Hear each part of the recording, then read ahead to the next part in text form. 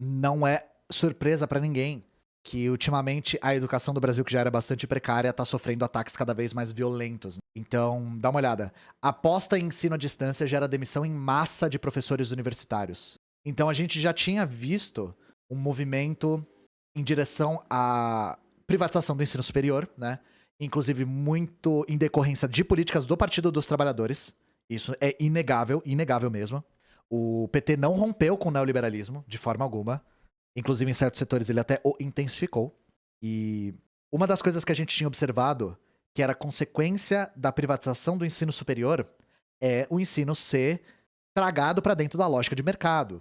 Então, por exemplo, para quem não sabe, algumas instituições de ensino, algumas faculdades, algumas universidades privadas, evitam contratar professores com doutorado. Por quê? Porque o piso salarial de um professor com doutorado é mais alto. Então vocês entendem a questão, gente? Você é punido pelo livre mercado por ser mais qualificado. E aí vocês entendem por que, que a lógica do lucro, a lógica privada, não pode ter ingerência no ensino? Isso tem consequências gravíssimas, gravíssimas mesmo. E aí agora a gente vê isso. Aposta em ensino à distância gera demissão em massa de professores universitários. O ensino à distância é muita vantagem econômica para essas instituições de ensino.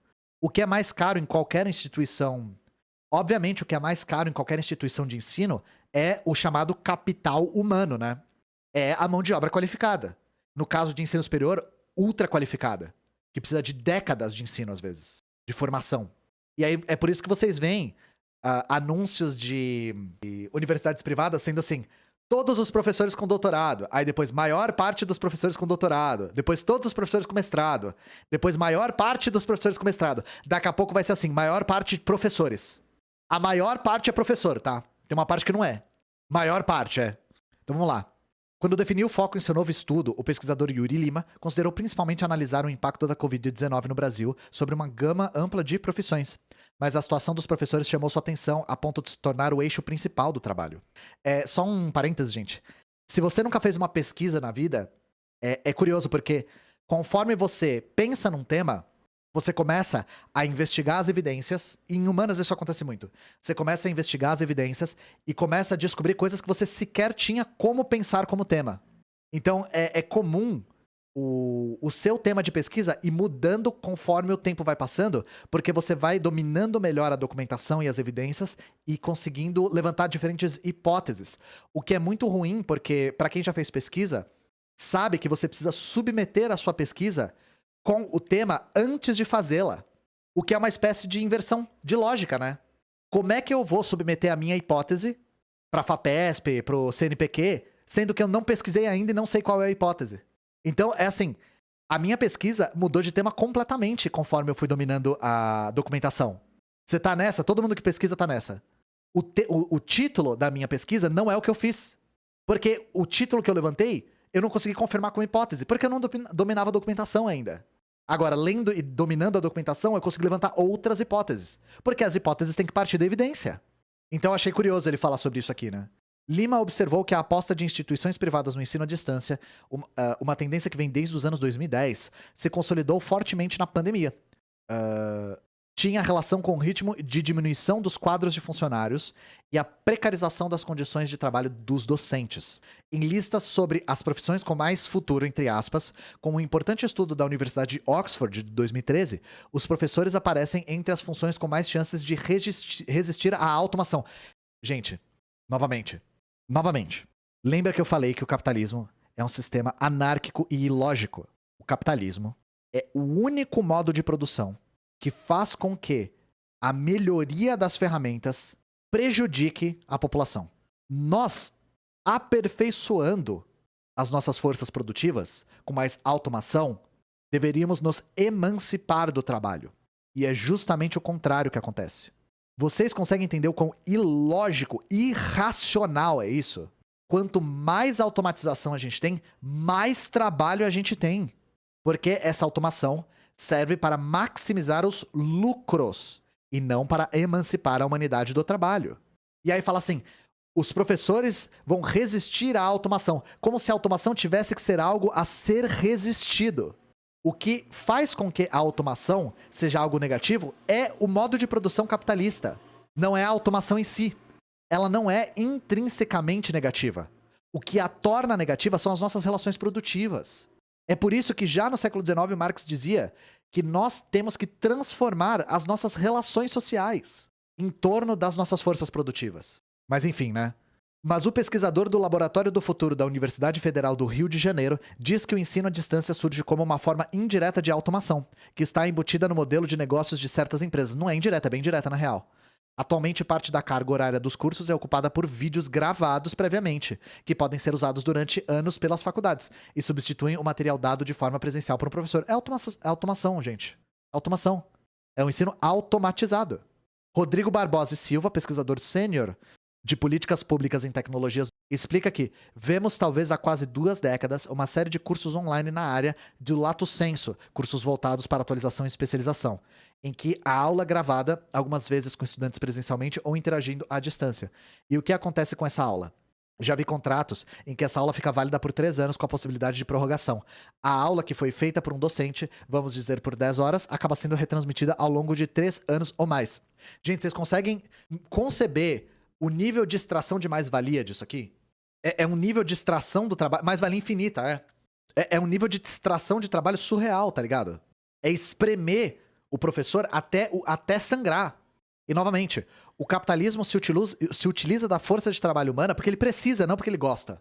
Se a força de trabalho humana se tornar desnecessária, o capitalismo a dispensa. O principal ponto de virada da tecnologia é o tamanho das turmas. Uma sala presencial com, por exemplo, 50 alunos seria considerada inchada. É bastante. A depender do espaço físico. Hoje dá lugar a salas virtuais que comportam, em alguns casos, até 1000 alunos. Essas mudanças têm permitido uma redução significativa de custos para empresas educacionais nas suas folhas de pagamento. A BBC News Brasil pediu posicionamento sobre a situação de professores para a Associação Brasileira de Mantenedores de Ensino Superior, que representa faculdades particulares em todo o país, mas a entidade preferiu não se manifestar. Porque, claro, né? Isso não é um assunto que concerne a Associação Brasileira de Mantenedores de Ensino Superior. Não concerne. Não, eu preferi não manifestar, isso não tem nada a ver com a gente, né? Entre março de 2020 e dezembro de 2021, o número de docentes no ensino superior, como um todo, caiu 7,14%, com a saída de quase 30 mil professores, segundo o Ministério do Trabalho. Gente, eu não sou professor de ensino superior, mas eu sou professor. Vocês acham que eu trabalho na Twitch porque eu gosto? Claro que eu gosto também, mas não foi uma escolha. Eu não escolhi trabalhar na Twitch, tá? Eu preciso trabalhar na Twitch. E eu vou falar pra vocês. Por que eu digo que isso não foi uma escolha? Eu sou grande hoje. Eu me sustento hoje. Só que eu trabalhei praticamente 1 ano, assim, arcando com os preços do custo. Tem a ver com o fato de que eu precisei trabalhar 1 ano praticamente gratuitamente pra conseguir ter algum tipo de retorno. Então, assim, não é todo mundo que pode se dar o luxo de ficar 1 ano sem ganhar salário. Eu só consegui atingir o patamar que eu atingi na Twitch porque eu tinha tempo hábil de trabalhar gratuitamente nela. E, vou falar uma coisa pra vocês, podia não ter dado certo. Eu podia ter trabalhado 1 ano na Twitch sem ganhar nada. E aí? Eu tomei esse risco. E foi muito por falta de opção. Sobretudo porque eu não estava disposto a sair pra procurar trabalho no meio da pandemia. Como você começou, eu morava com a minha mãe. Agora eu não moro mais. Porque agora eu consigo me sustentar. Graças ao trabalho na Twitch. É que a questão é, eu gosto do que eu faço porque eu gosto de dar aula, eu sou professor. Eu entrei na faculdade para ser professor e exerço a profissão que eu me formei para fazer. Para exercer. Quem vê um streamer grande, assim, né? Não imagina que a maior parte dos streamers trabalha e nunca consegue atingir esse patamar. É um baita de um tiro no escuro. E é uma sensação muito ruim pensar que você trabalhou muito tempo à toa. E foi o que eu falei pra vocês. Já dei aula em sala de aula, sim. Já dei, sim. Eu falei pra vocês, a Twitch ela tem um mecanismo muito perverso, que é... Você só consegue sacar o dinheiro, gente, se você atinge $100 na sua conta da Twitch. $100.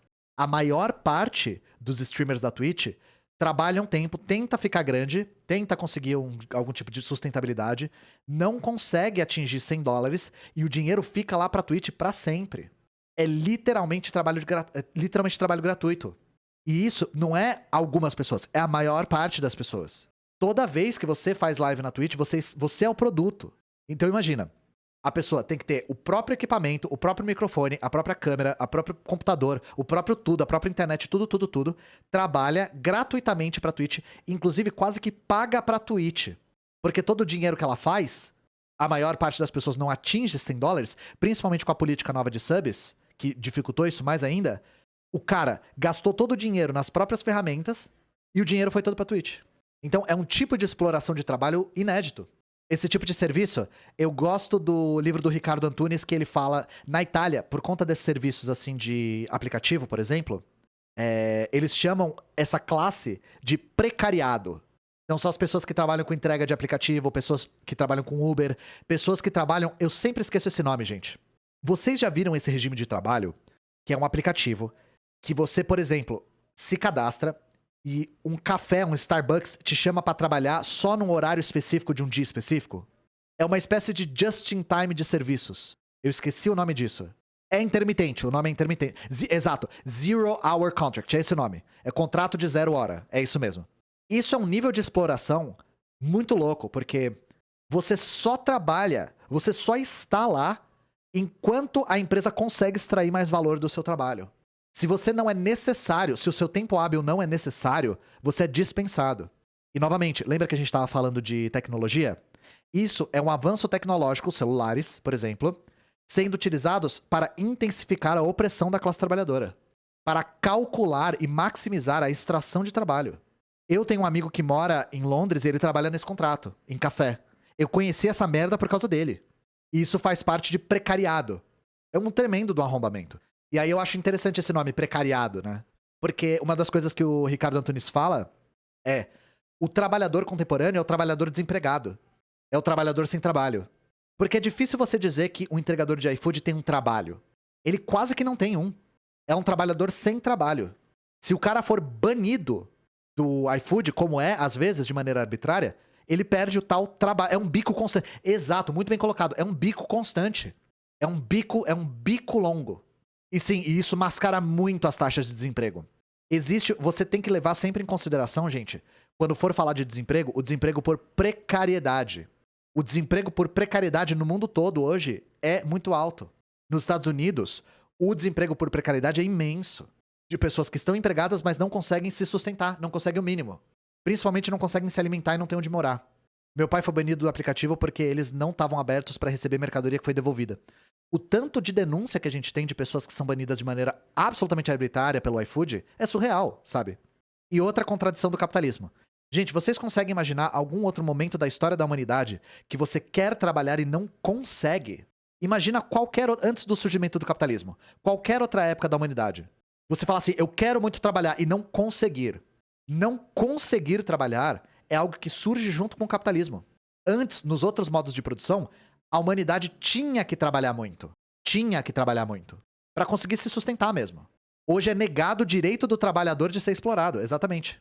Então, o modo de produção capitalista, ele inaugura uma era repleta de contradições. E é importante que a gente analise isso bem de perto para a gente conseguir, no mínimo, compreender que essas contradições, elas são irreconciliáveis. Tudo isso, e isso é que é importante, gente. Em momento algum, o Marx faz juízo de valor. Ele não fala o capitalismo é ruim, o capitalista é malvado, o burguês é malvado. O Marx descreve a lógica interna do capitalismo que é repleta de contradições e que não importa a postura individual de nenhum burguês, nenhum capitalista, isso não vai se transformar enquanto a estrutura não se transformar.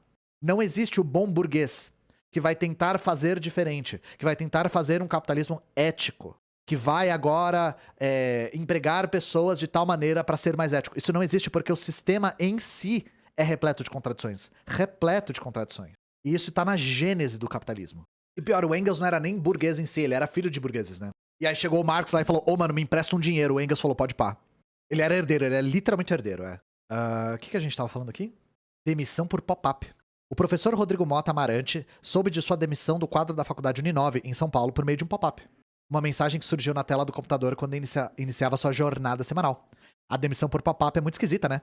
Os professores simplesmente entraram no sistema para dar aula, era uma segunda-feira, dia de aula normal, então você acessa o sistema para dar aula e você está bloqueado, você foi demitido. A última diretora da escola que eu estudei foi demitida assim também, pior. Ela descobriu que ela tinha sido demitida quando ela foi logar na conta dela no computador da escola e não entrava. O que é assim, porra, né, mano? Demite a pessoa, pelo menos, tá ligado? Na moral, assim, demite na moral. Como diria a Juliette, né? Desumano. É muito frio, muito distante, cruel, pra ser bem sincero. Isso quando não coloca um outro trabalhador pra te avisar que você foi demitido, né? Tipo, é colocar um trabalhador contra o outro. Que aí o trabalhador fica puto com o RH, fica puto com a outra pessoa que teve que anunciar, etc, etc, né? Aí falando de demissões, né? Ah, olha só, o que eu tinha acabado de falar. Dizem que hoje a melhor maneira de ser demitido por uma faculdade é terminando o doutorado. Porque você se torna um profissional muito caro para a instituição. É perceptível esse movimento em que se busca alguém para dar uma aula magna, para ser o que chama muitas vezes de professor convidado. E existem tutores ou muitas vezes estagiários da própria instituição, ainda cursando a graduação, para fazer o que se chama de mediação. É exatamente o que eu tinha falado, gente. E aí vocês entendem a lógica? Você ser qualificado faz com que você seja severamente punido. Pois é, o capitalismo chega num nível que a gente quer ser explorado e não consegue. Pois é, eu abandonei a carreira acadêmica, gente, porque eu tava observando essa perspectiva. Eu ia com certeza fazer sem bolsa, ia ter que trabalhar e fazer ao mesmo tempo, coisa que eu não tenho saúde física pra fazer, de verdade. Não tenho, eu tenho saúde bastante frágil, inclusive. Eu entro em burnout muito fácil, eu fico, assim, eu tenho ataque de pânico muito rápido, eu não consigo, eu preciso mesmo equilibrar com o meu trabalho, porque senão eu consigo entrar em colapso muito fácil. E já tentei me convencer de que, não, todo mundo passa por esse nível de exploração, eu tenho que passar também. Na época que eu fazia faculdade de manhã e trabalhava à noite, eu tentava me forçar a fazer, porque eu pensava, se todo mundo faz, por que eu não vou fazer? E aí eu cheguei à conclusão de que eu não tenho saúde física. Não consigo. Então eu preciso respeitar meus próprios limites físicos, e aí eu abandonei a carreira acadêmica. E tô lançado à minha própria sorte com a carreira na internet, né? Você não teve medo? Eu não tava muito com tempo pra ter medo. Pois é, o próprio livro do Mark Fisher, lá, O Realismo Capitalista, fala sobre a coisa da terapia. Que é assim, não, a solução é individual. Ou entra num grupo de yoga aí, ou toma esse remédio aqui, faz psiquiatria. A solução não é individual. A gente sabe que não é. Pois é, é a mesma coisa. Eu me forcei a entrar numa situação de trabalho e estudo, um ritmo que eu via meus colegas fazendo, e eu entrei em colapso físico mesmo. De saúde física. De ficar doente, muito doente. Foi a pior época da minha vida. O livro, Realismo Capitalista. Tem um vídeo meu no YouTube sobre.